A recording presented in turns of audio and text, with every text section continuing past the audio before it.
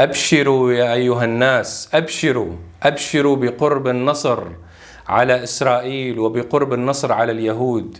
روايات حقيقة ومؤكدة تؤكد على خروج الفرسان البيض الذين يقاتلون إلى جانب حزب الله الآن، يقاتلون الآن وبكل شراسة وضراوة إلى جانب حزب الله الآن.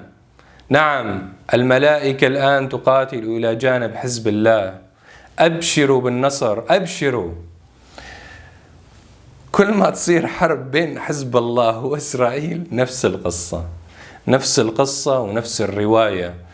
المقاتلين عم يقاتلوا على أرض المعركة، يتفاجأ بأشخاص يلبسون الأبيض يقدمون لهم المال والطعام والسلاح والمؤونة ويدعمونهم، وبعد انتهاء المعركة وإذ بهم الأشخاص البيض يختفون. يصير يسألهم وين راحوا هذول الأشخاص البيض، فيستنتجن بعدين أنه نعم هذول الملائكة كانوا يقاتلون بصفنا. هذا الشيء نفسه ما صار مع النبي محمد.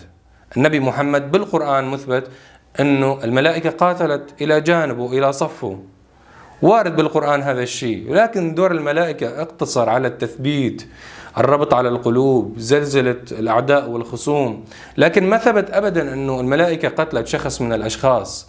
بس إحنا الشعب العربي والشعب الإسلامي المشبع بالخرافة، أي واحد جاي يبيض علينا بكلمتين ويكذب علينا فورا نصدقه فورا.